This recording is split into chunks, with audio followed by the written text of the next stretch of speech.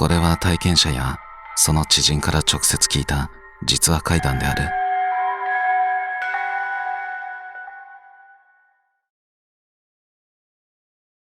今日お話しする3つの怪談は、福岡に住む30代の女性 M さんから聞いたお話です。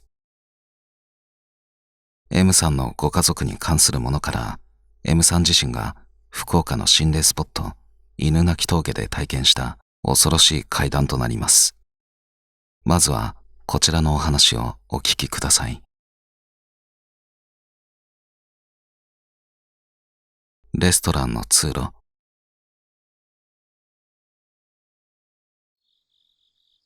私の父はいわゆる九州男児でした。寡黙で怒るとすごく怖くて、冗談なんて一切言わない人です。一方、母はおしゃべりでいつも笑顔。くだらない嘘をついては、なんちゃって、とふざけてばかりいました。父はそんな母を見ても、何が楽しいのかわからん、と一度も笑っているのを見たことがありませんでした。私はその母に性格が似ていて、おしゃべりが好きです。3歳年上の兄は父に似て寡黙な性格でした。でも全然怖くはなく優しい人です。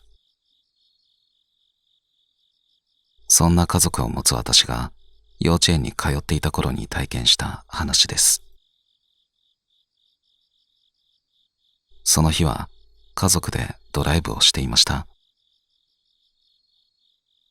父の趣味がドライブだったので、よく連れて行かれたのを覚えています。ダムまで車を走らせて景色を楽しんで、お腹が空いたので近くのファミリーレストランに入ることになりました。その店はチェーン店ではなく個人経営の店だったと思います。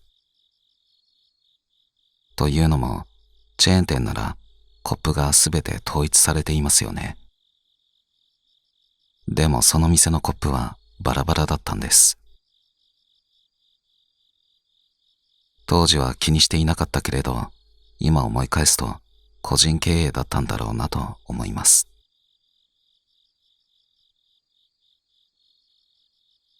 店に入った私たちはボックス席に通されました。窓側に私と母が座り、通路側には兄と父が座りました。しばらくすると、隣に座っていた兄の様子がおかしいことに気がつきました。ぼーっと通路の方を見つめていたんです。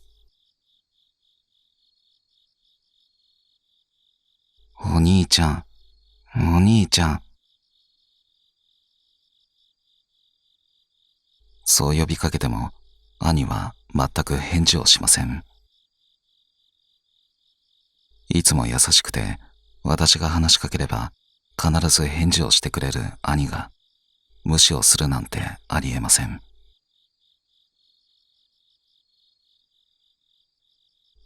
ねえ、ねえ。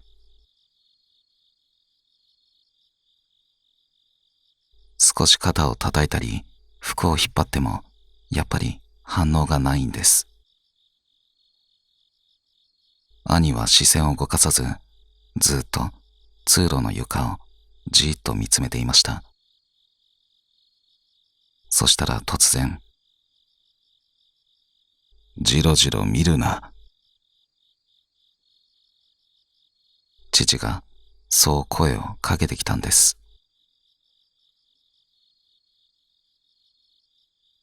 兄はハッとしたように視線をテーブルに戻しました。体がブルブルと震えていて、明らかに様子がおかしいんです。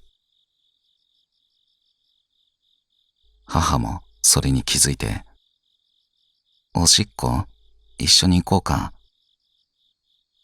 と優しく声をかけました。そうしたら兄は無言のままボロボロと涙を流し始めたんです。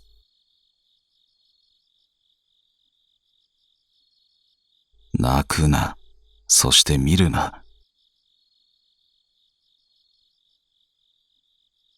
父はそう言いましたが、私は何が起こっているのかさっぱりわかりませんでした。ただ父が怖くて、それ以上聞くこともできなかったんです。でも帰りの車の中で寡黙な父が珍しく私に話しかけてきました。お前は見えたか。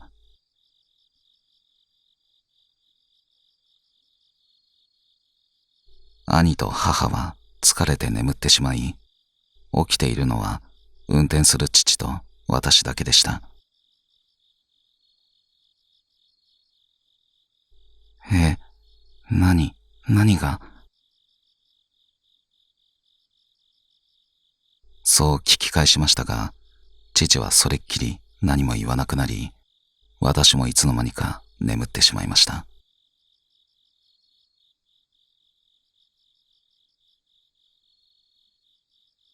数年後、ふと思い出して兄に、あの時何を見てたのと尋ねてみると、兄が真剣な表情で答えました。いっぱい変な足が見えとった。裸足やけん寒くないんやろかと思いよったら、お父さんに怒られた。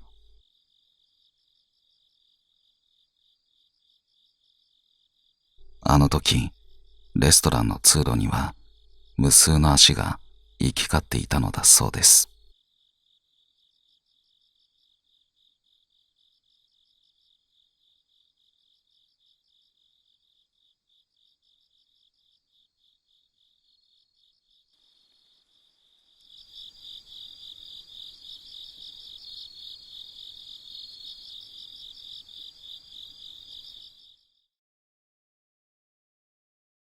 続いて M さん自身が心霊スポット犬鳴峠で体験された怪談をお聞きください。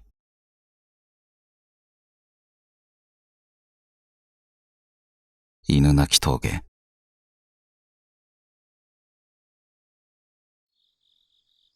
これは2年前に体験した話です。私は現在福岡県で会社員として働いています。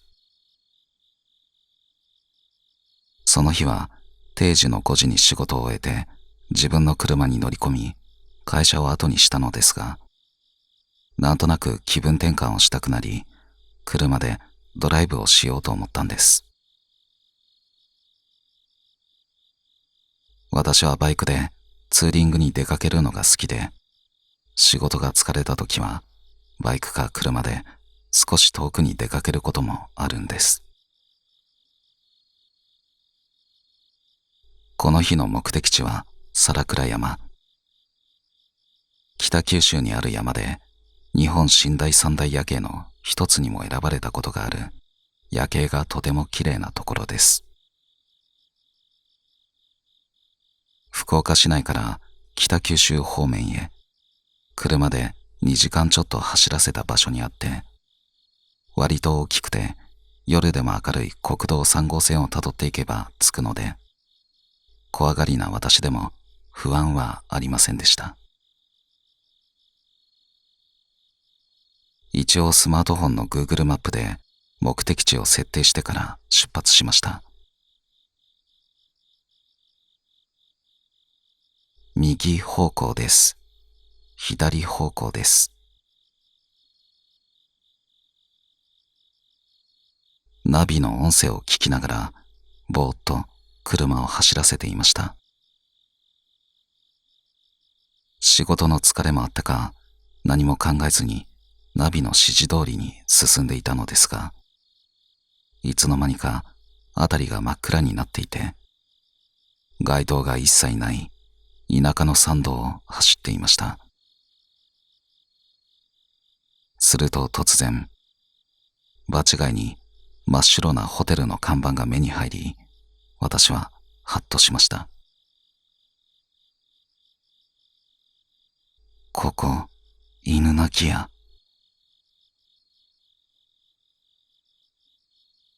過去に友人に会うために犬鳴峠を通ったことがあったのですが、この看板を見たときに、変なところにホテルがあるなぁ、と何とも言えないような雰囲気を感じたのを覚えています。いつの間にか私は心霊スポットの犬鳴峠を走っていました。犬鳴峠を迂回する国道3号線を走っていたところまでは覚えていたのですが、ナビが通らせた犬鳴峠を通り抜けるルートは明らかにおかしいんです。気持ちが悪い。そう思った私は自動販売機を見つけたタイミングで車を止めました。ナビを見ると犬鳴峠の8割以上はすでに通り過ぎていました。気持ちを落ち着かせようとエンジンを切り、外に出て飲み物を買いました。でも車に戻ると突然、U ターンしてください。ナビが喋り出したんです。え？この後、皿倉山へのルートを確認しようとしていましたが、まだ何も触っていませんでした。U ターンしてください。U ターンしてください。しかも、立て続けに何度も U ターンの指示を出してきています。もしこの場所で U ターンしたら、犬鳴峠の中心部に戻ることになります。まるでナビが犬鳴峠に戻れと指示しているようで、怖くて動けませんでした。その時、スマホの着信音が鳴りました。めったに連絡を取らない男友達からの電話でした。というのも、この男友達は私の女友達の彼氏なんです。一応連絡先を知っていて、たまに LINE でやり取りするぐらいです。その男友達からこのタイミングで、しかも着信が来たんです。私は恐る恐る電話に出ました。はい。ああ、M ちゃん、急にごめんね。今バイトの休憩中でさ、ちょっと寝てたら M ちゃんの夢を見て、すごく気持ち悪くなったから心配になっちゃって。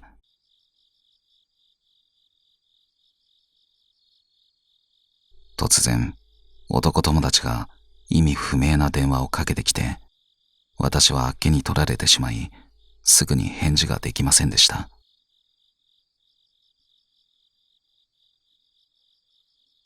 M ちゃん、今どこにいるの？よくわかんないんだけど、犬鳴峠にいるんだよね。はあ、出て。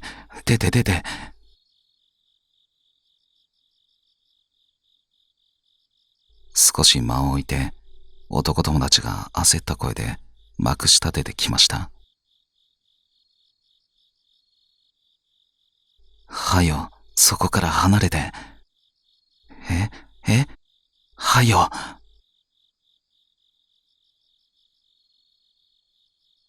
促されるまま車のキーを差し込みエンジンをかけたのですが、車が動き出さないんです。普通キーを回すとキュルキュルキュルと音が鳴ってエンジンがかかると思うんですが、キュルキュルという音すら鳴らなかったんです。カチッ、カチッ、カチッ。ただ、鍵を回す音だけが車内に響きます。回らん、回らん。どうした？エンジンかからん。電話切らんで。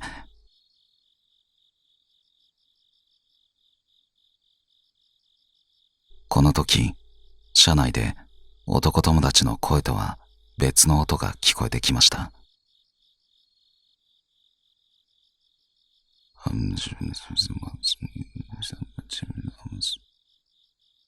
え、何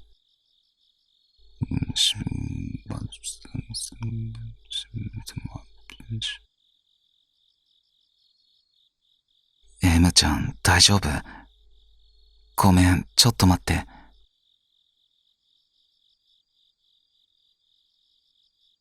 耳から電話を離して何の音か確認しようとしても、その音に集中すると何も聞こえなくなります。M ちゃん、どうしたの？いや、なんでもない。気のせいだったかも。でも、電話に気を取られると、また聞こえるんです。どうする？ステージをかん。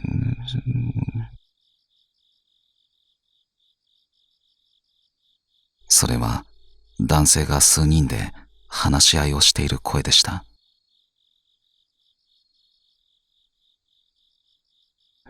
いや、どうしよう、どうしよう。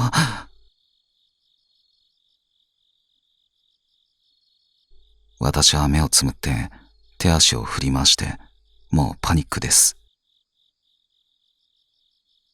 しばらくしてあまりに怖すぎて、プツッと気を失いました。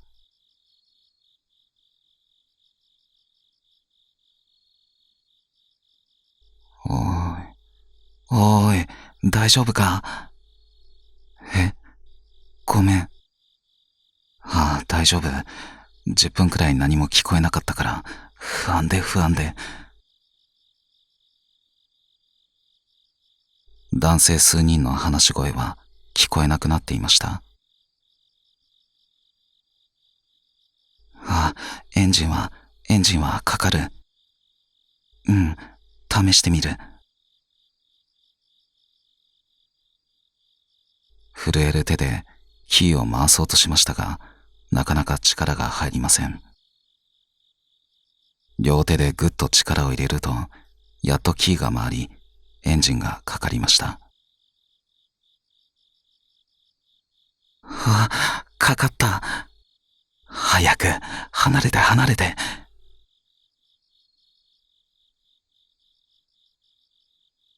車は止まることなく、犬鳴峠を抜けて、コンビニが見えてきました。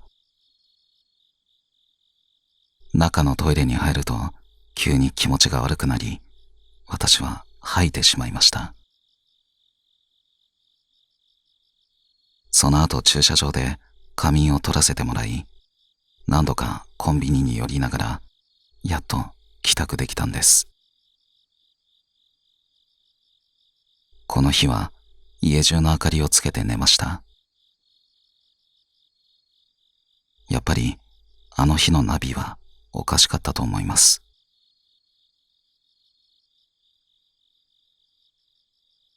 あの出発地点から犬鳴峠は絶対に行かない道なんです。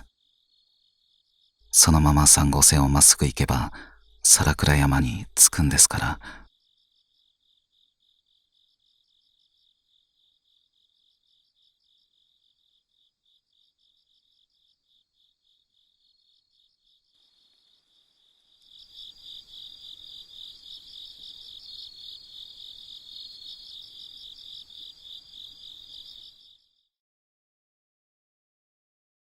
最後は M さんの父親が話したゾッとする一言をご紹介します。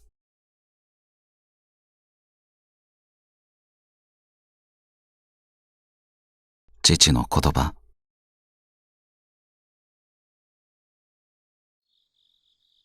私が犬鳴峠で怖い体験をした2ヶ月後、もう一つ恐怖を覚えた出来事がありました。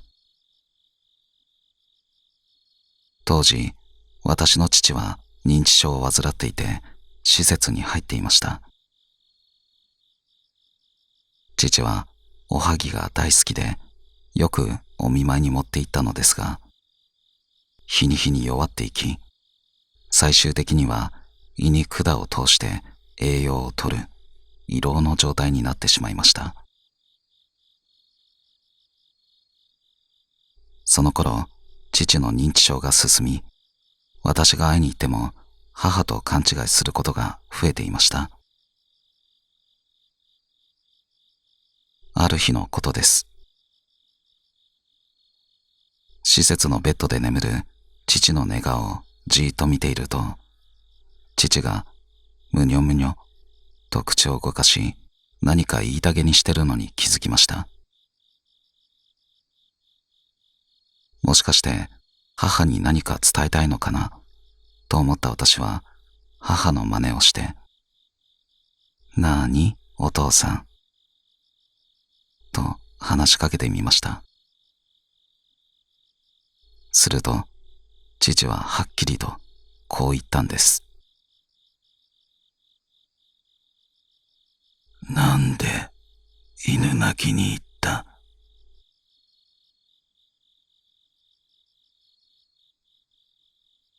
その瞬間、血の気が引きました。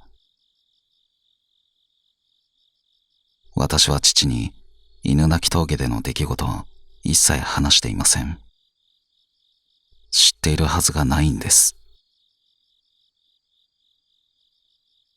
それから一月経って、父は静かに息を引き取りました。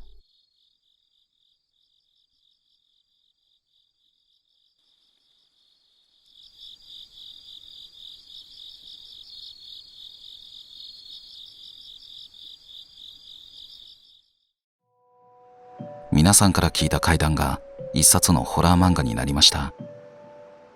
誰にでも起こり得る実話怪談の世界をお楽しみください。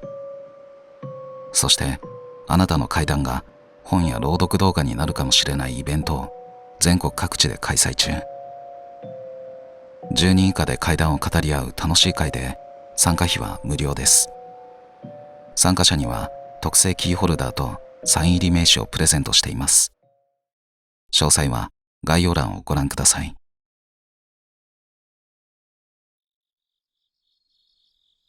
はい、どうも皆さんこんばんは、ごま団子です。今回から新しい動画のシリーズ、心霊が始まりました。僕の実の兄と2人で作っていますので、兄と一緒に感想を話していきたいと思います。では、お兄様登場願います。兄です。よろしくお願いします。よろしくお願いします。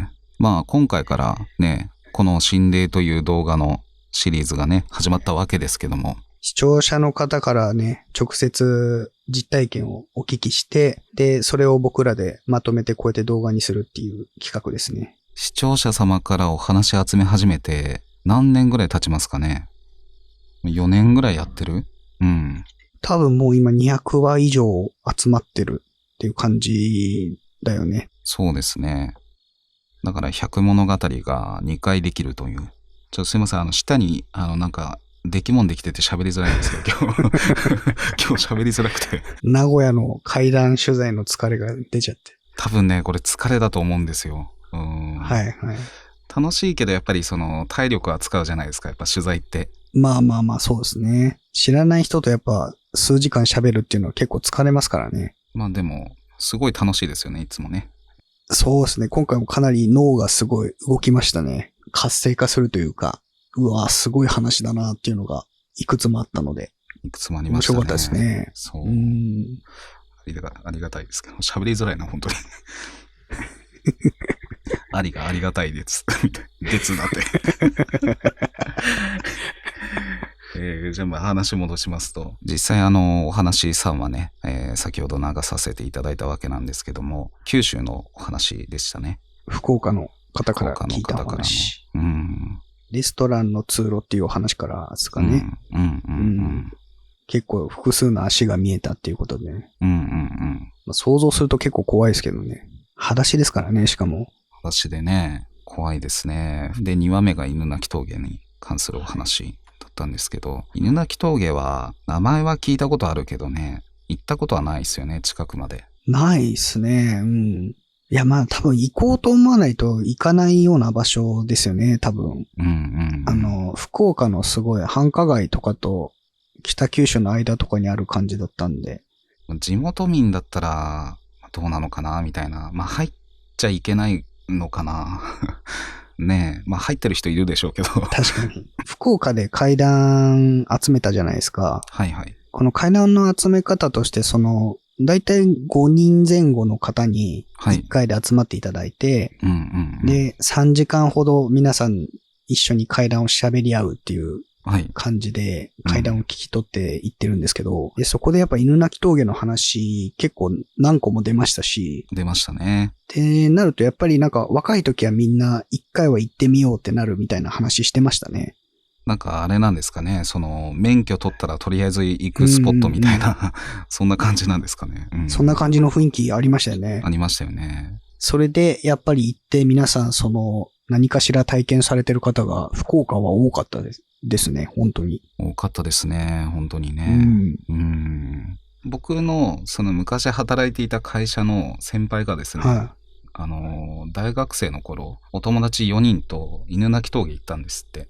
もう30年ぐらい前の話でしたね。だいぶ前の。はいはい。で、行って、で、実際にトンネルあるじゃない。旧犬鳴トンネル。そこ行ったらしくて、で、もうお決まりのパターンなんですけど、一人ずつ行ってみようって話になったんですって。